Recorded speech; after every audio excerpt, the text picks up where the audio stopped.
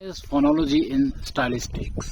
आज की जो वीडियो हमारी होने जा रही है उसमें हम शॉर्ट एक कोर्स है उसको कवर करेंगे कि फोनोलॉजी को हम स्टाइलिस्टिक्स के साथ अगर कंबाइन करें तो उसका रिजल्ट क्या आएगा and how we can make it possible कि हम नई नई टर्म्स एंड नई नई मीनिंग्स निकाल सकें थ्रू दिस कम्बिनेशन।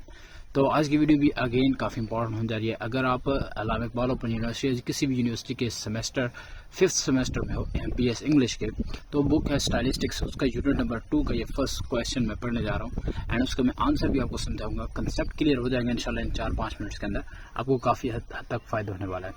तो वीडियो स्टार्ट कर लेते हैं। चैनल पर न्यू हो लाइक सब्सक्राइब करके बेल नोटिफिकेशन को ज़रूर दबा दो। तो चलिए शुरू कर लेते हैं।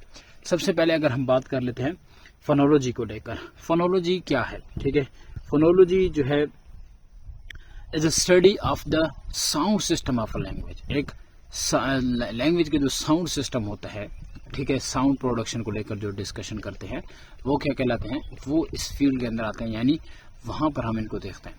तो phonology sound system of language उसके साथ डिस्कशन करती है। अब इसमें क्या है, अगर स्टाइलिस्टिक्स के अंदर हम फोनोलॉजी को लेकर आए तो फिर वहां पर हमें क्या करना पड़ेगा।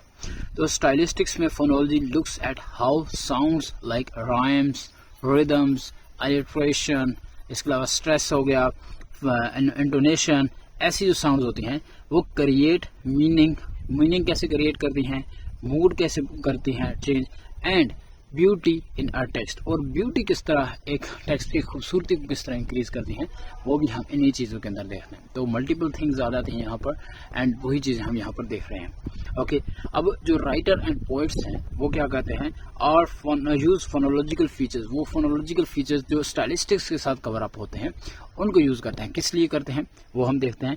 To create, to make language musical बनाने के लिए, इमोशनल और ड्रामेटिकल।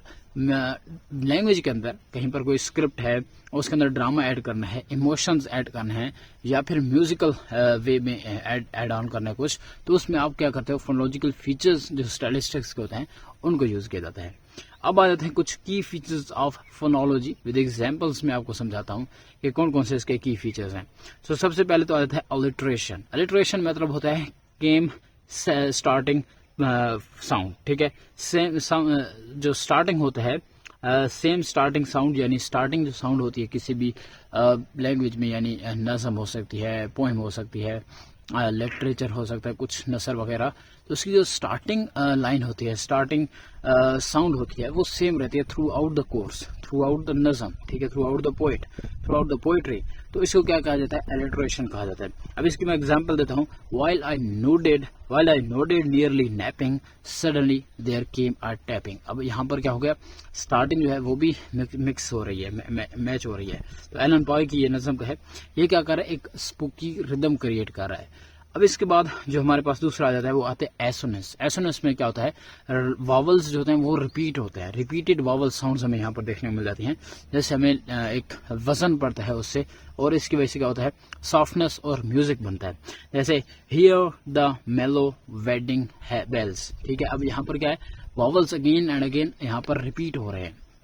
इसके बाद थर्ड हमारे पास आता है राइम। राइम क्या होता है, सेम एंडिंग पॉइंट। अगर आपने बचपन में वो एक नज़म, मशहूर नज़म है, twinkle twinkle little star how I wonder what you are, तो इसकी एंडिंग अगर आप देखो तो वो सेम है, ठीक है, यानी और की आवाज़ आ रही है।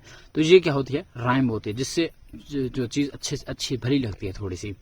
फोर्थ आ जाता है मीटर। अब मीटर में क्या होता है कि स्ट्रेस्ड एंड अनस्ट्रेस्ड को, सेलेबल्स को देखा जाता है। रिथमेटिक पैटर्न्स में, रिथमेटिक पैटर्न्स कैसे हैं, स्ट्रेस्ड के कैसे हैं, अनस्ट्रेस्ड के कैसे हैं, वो सारी चीज़ें यहाँ पर देखी जाती हैं।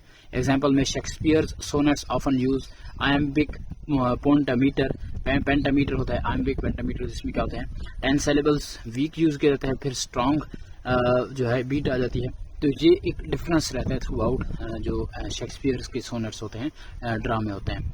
ओके, लास्ट वन हमारे पास आता है ओनोमाटोपिया। ओनोमाटोपिया क्या होती है, ये साउंड वर्ड्स होते हैं जिसमें कोई भी साउंड डिस्क्राइब कर रही है एक्शन को, उसके लिए एक्शन को अलहदा से डिस्क्राइब करने की जरूरत नहीं होती। जब बज साउंड होती है, क्रैश साउंड होती है, इसके सीटी की साउंड होती है, तो ये साउंड खुद एक्शन को ही डिस्क्राइब कर रही होती है।